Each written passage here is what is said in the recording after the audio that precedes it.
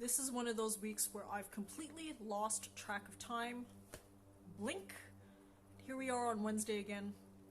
So I'm gonna vlog in between a number of whirlwind projects that I'm a part of. That being the case, this is gonna be just a fun vlog about my current favorite porn star, Xander Corvus. Will I wax poetic about him for all 30 minutes? Who knows? As typical with me, without a script, I'll weave in and out. I've already given myself an out with the title, Renaissance Man.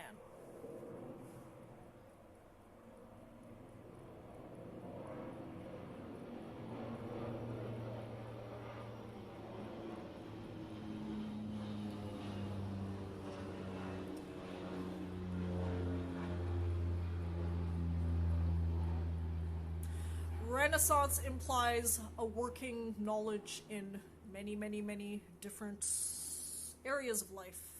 So I might weave topics in and out. In and out. Be prepared for the sex puns, because it's going to be hard in the paint on the sex puns. Okay. Alright. I mentioned Xander Corvus last week because I'm newly obsessed with him. People find it funny. Why does a virgin vlog so much, talk so much about sex? That's why I'm the Worley virgin. Okay. I've always been fascinated by sex from an academic standpoint.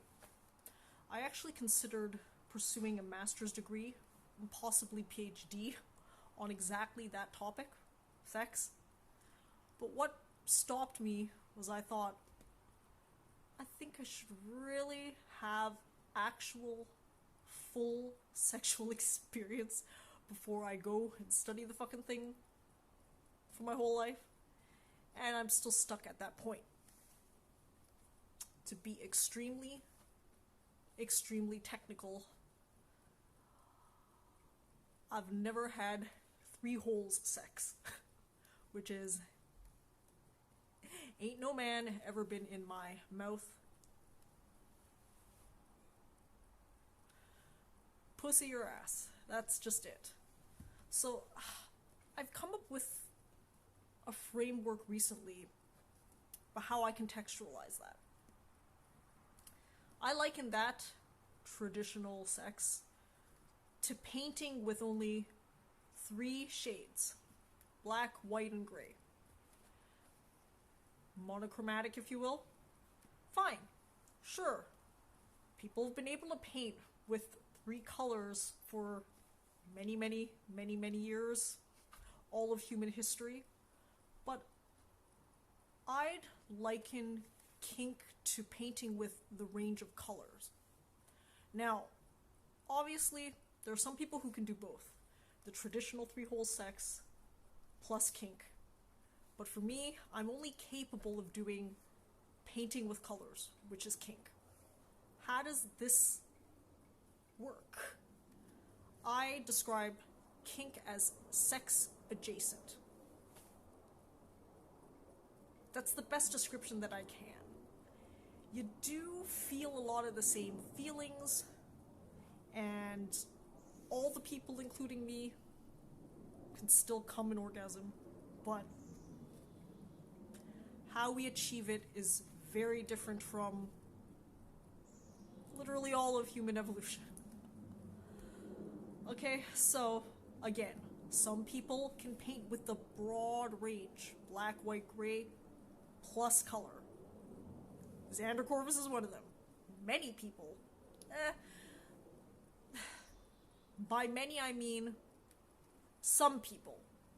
I'd still argue that most people that I've encountered really still only play and paint with black, white, and gray.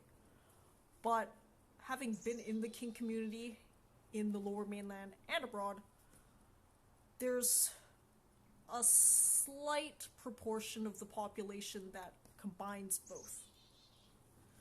that portion I'd personally, anecdotally, quantify as less than 10%. I'm in a category all my own because most of the people that I've encountered still paint with the broad spectrum. They have three-hole sex and they complement it with kink. I have no three-holes sex and I dabble in kink. Sometimes I'm more into it than others. Right now, as might be evidenced by my hair, I'm dormant. I'm hibernating. I might be hibernating forever. I might just be temporarily hibernating, but I'd more so conclude that I'm probably done unless an opportunity comes up that I think is worthwhile. Why? All of these different types, while they're fun, they have their risks. They really do. And with the three-hole sex, you gotta worry about pregnancy and STDs. With the kink, you have to worry about other types of risks, like risks of asphyxiation, risks of other types of injuries to the body, risks of consent. There are different types of risks. Now, of course, some of them cross-pollinate, as in risks can be shared between the two. Obviously, with the type of kink that I've had, I can still expose myself to some STDs. But to me, the risk is reasonable. I myself actually rank the risk of pregnancy as the worst for me mentally. So that's why I've never gone through with having sex. It just... the risk-reward calculus has never been there for me. I think it all starts with the fact that I started masturbating when I was 6 years old. Why is that relevant? That's relevant because I think the way my brain ended up wiring shifted because I started so young. Now, to be fair, many of people have asked me, were you sexually assaulted? Is that why you started masturbating so young? No, it's just something I happened upon by accident, really. I was climbing on the furniture, I rubbed up against it the right way, and then I discovered what I called at the time the tickle of truth. Sometimes when I think back, the ultimate of my creative peak was probably at age 6, because I often come back to that description as what I genuinely feel it feels like. But in any case, as a 6-year-old kid, I had no concept of what I was doing. I just knew it felt good. So I just did it everywhere without any thought as to stopping. One day, my mom left me in the car to buy some groceries, and when she came back, I was doing it in the car in full view because we have obviously glass windows. So the only thing she told me was, not in public. So you can argue my mom was actually very sex positive from the beginning because she never shamed me for that. She never told me that I was doing a wrong thing. But I think what that early experience did is that it wired my brain in such a way where I never have thought that another human has to be part of my pleasure and sexuality. I really developed some sort of self-sense of sexuality. And that's why when, for example, I became a teenager and everyone around me had raging hormones fucking all over the place, I was just like, eh. I mean, to be fair, I'm sure that might have been happening less where I was studying because we had a lot of competitive Asians. Me being born here, I was at a disadvantage because they all had such a high math and science pedigree. I had to work hard to make up that differential, but my competitive advantage was my English. So even if, let's say, people were interested in sex, I think they were probably less interested than some high school movie parodies might predict. But still, I know people were dating and having sex around me, All I knew though is at the time studies were important. I wanted to be the top GPA, the top student, so I had no time and energy to think of that shit.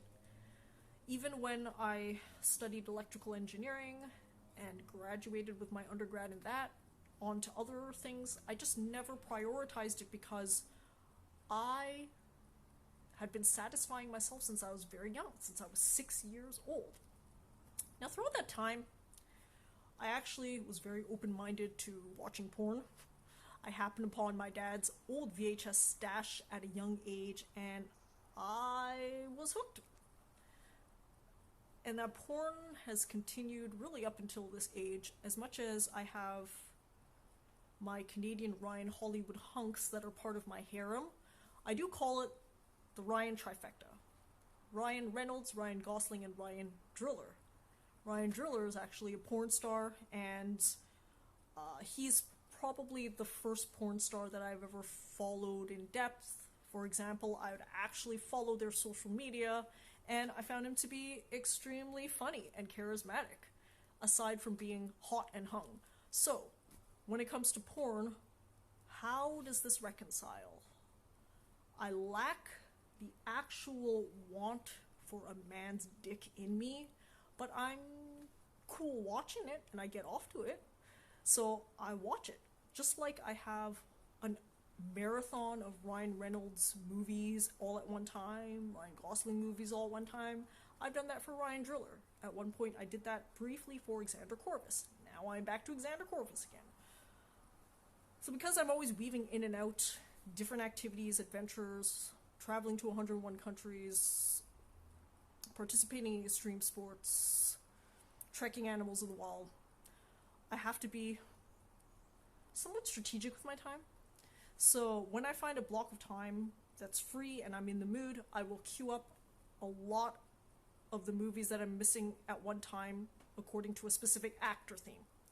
So because my Amazon Prime is expiring soon, I've filled up on my Ryan Reynolds and Ryan Gosling over the last 2 weeks or so. But I'll be really honest with you, even though Ryan Reynolds is still my number one man, sometimes it's really hard. I was a pre-Deadpool fan. So that means I watched absolute dumpster fire trash from him. Movies like R.I.P.D., Amityville Horror, Mississippi Grind, The Captive. Some of these movies are just, honestly, trash dumpster fires.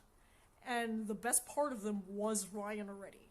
Yes, Ryan looks good, but I think he acts relatively well, although I'd argue that he acts like himself the best. The best roles he's ever had is where he acts like himself. Deadpool is really just a souped up superhero version of him in real life.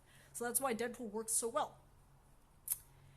Then I suddenly moved on to porn again.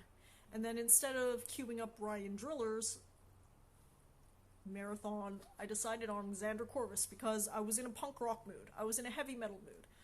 I was in a state of wanting something slightly different but still hot. That's the thing. Women complain that porn is filled with Ron Jeremy types, and I think they're behind the times. Sorely behind the times, because there's a new crop of male porn star that's fucking hot as hell, and in a lot of the cases, like Ryan Driller, Xander Corvus is extremely funny and charismatic. So funny and charismatic, I've actually followed him on a number of different social medias, and he has ranged from having a heavy metal song on SoundCloud all the way to discussing nihilism on podcasts. And I like that range. I like that level of just eccentricity, because it really matches my own. I think sometimes people think that porn stars can only be good at fucking. And that's fine, because that's what they're known for, and if you appreciate their work that way, you can do that. But a lot of times you can also find people with an extreme amount of range, and they can offer you a particular perspective of life that you've never thought of. For example, a lot of my risk management comes from extreme sports and interacting with extreme sports athletes.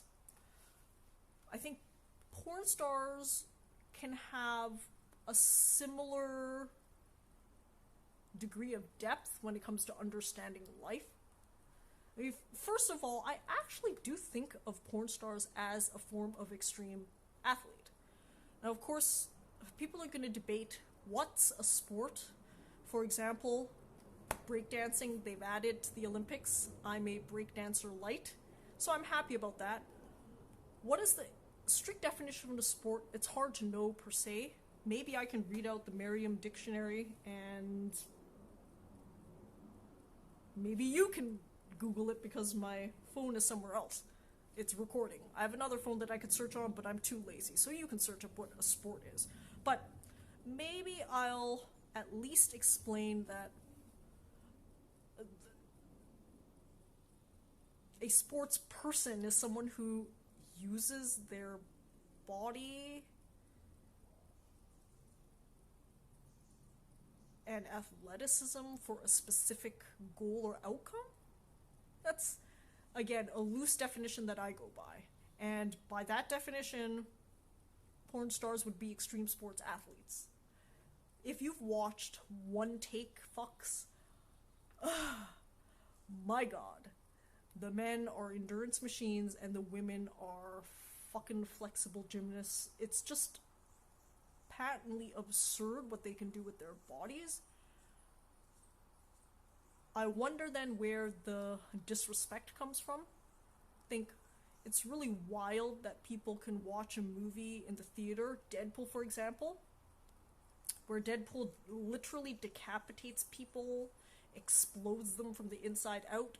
This is shown in graphic detail in an R-rated movie, but Deadpool never fucked like a porn star. And I think that would have been the one superhero movie where it was apropos what happened.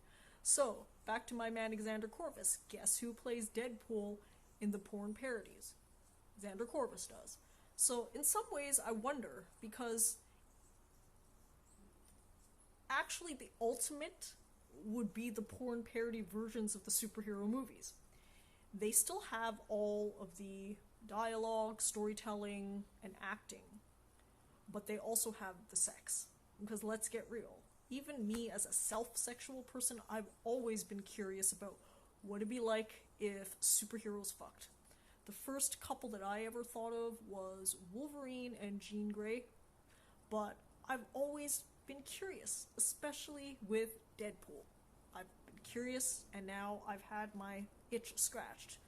Because these porn parodies actually are fairly high quality. Now, you could argue maybe in the special effects department they're a little lacking. You have to remember, though, that the budget of the Hollywood mega blockbusters is upwards from 100, 200 million. If I were to guess, the average porn parody budget is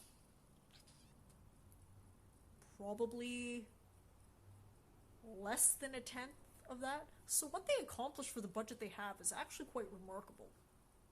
In many cases, I'll be controversial. I honestly think Xander Corvus is just about as good an actor as Ryan Reynolds. And this is coming from someone who's loved Ryan Reynolds since the very beginning. I mean, really, I think the difference between the Hollywood versions and the porn versions is the special effects. And that's something that you can just then combine the two. So basically watch the special effects of the Hollywood version, but then watch the sex and other of the normal version. As a storytelling species, which Homo sapiens are, I think that people would be surprised at the quality of the storytelling in porn. That's why this whole week I've just been queuing up a ton of Xander Corvus's feature work. And it's been fun. I've actually been watching the movie. I know, surprising. Sometimes I'll even fast forward sex scenes between people that I'm on. So, it's been fun. I actually do watch porn as if it's an art form. Yes, I've mentioned sport, I've mentioned art. It's actually a combination of the two. I know that's been controversial for some reason. I have no fucking idea why. For some reason, people who actually fuck, i.e. not me, are so fucking puritanical about the process. I don't fuck, but I'm very open to talking about that. And I think that, honestly, you need both. You need to be open about it if you're going to be doing it. And a lot of the skills that I used in the kink could probably transport over to the normal vanilla sex world. That's something that people have asked me about. For example, in sex education, number one, I would teach young children to masturbate. Honestly, as a sex educator, that should have been option number one, because they're going to be curious about their bodies. And I'd rather them be curious in a way that's safe and healthy for themselves before entering into the high risk, high consequence situation of actual sex. Now, maybe this is a sign of the times, but when I was learning sex education in the Edmonton public school system, even though I was in a secular public school, for whatever reason, one of my first sex educators taught us that masturbation was wrong. That's something that fucking grinds my gears to this day, because I think that was the exact wrong way to approach it. I think that masturbation should be taught as a healthy and, quite importantly, fundamental self-exploration process.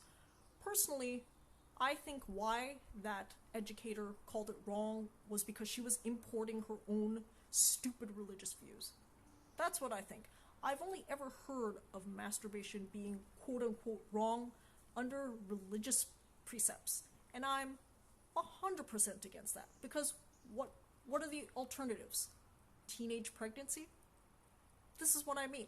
So yes, of course, some teenagers can have safe sex, but as someone in my 30s who had considered maybe having some sexual activity, I'd argue that they're too young to understand the consequences legitimately. That's why I'd actually argue that adult age should start at 25. The legal adult age should start at 25, because the neuroscience now supports the fact that our brain is still molding and forming until age 25.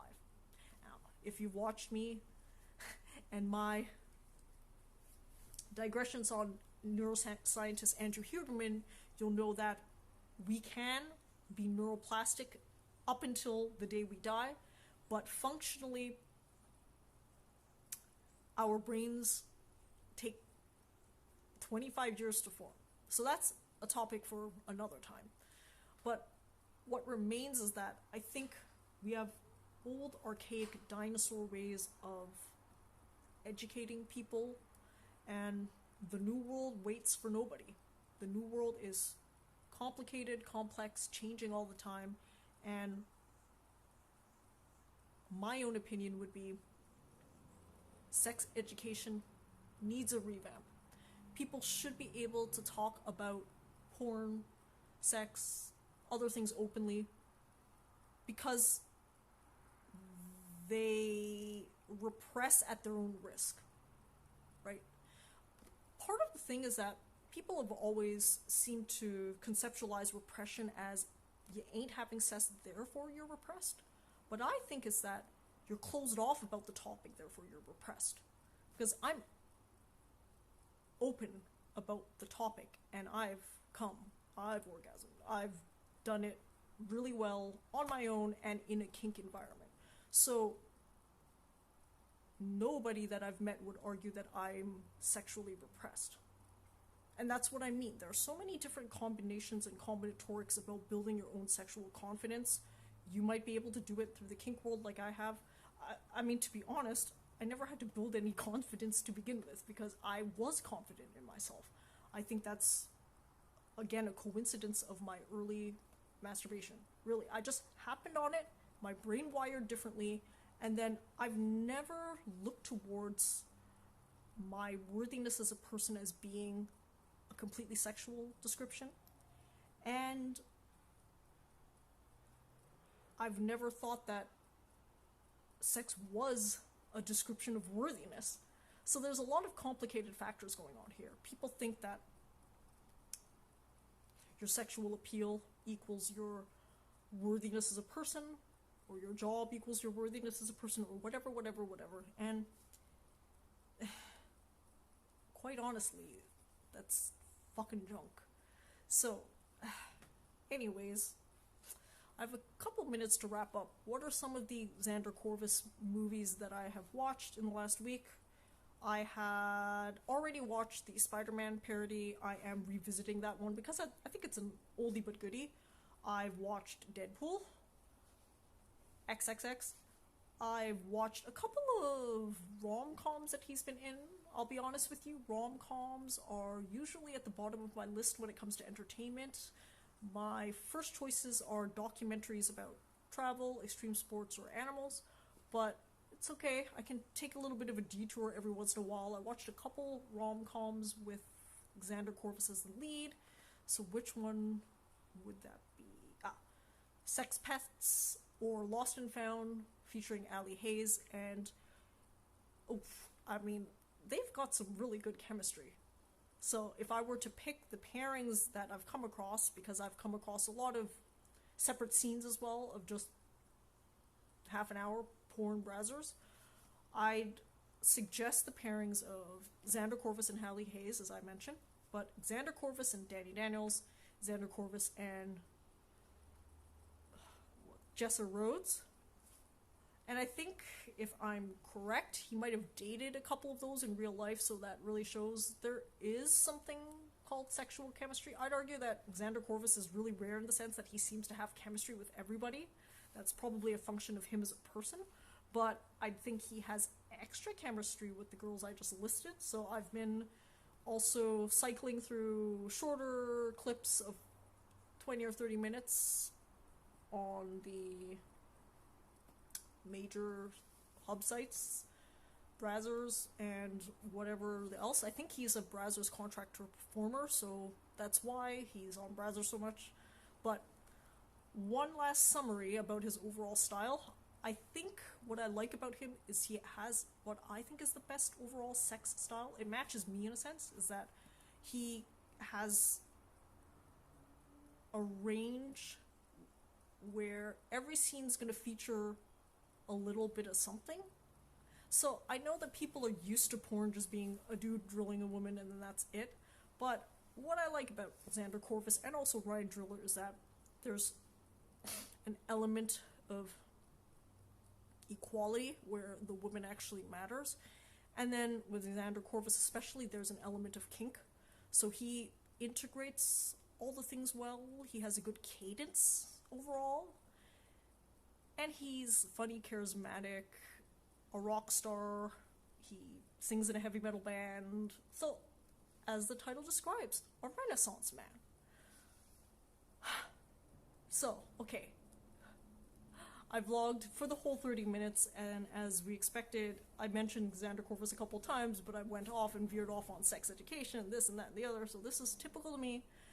That's fine. Again, blink and it's Wednesday. It's almost the end of 2021. I'm heading into the anniversary of my 7 continents. So near the end of the year is where my anniversaries come fast and furious. I have my anniversary of 101 UA countries. I have my 7 continents anniversary, and 2022 is when I'm going to be really thinking about reintegrating into my old adventure life in earnest. I just think that this year and last year, to an extent, have been good years to take off to do other things, like learning to break dance, learning to choreograph, learning to dance in general, editing my rockumentary. All of this is going to help me refine my adventure philosophy. But here we go. We're heading into the new year, and that'll be that. Okay?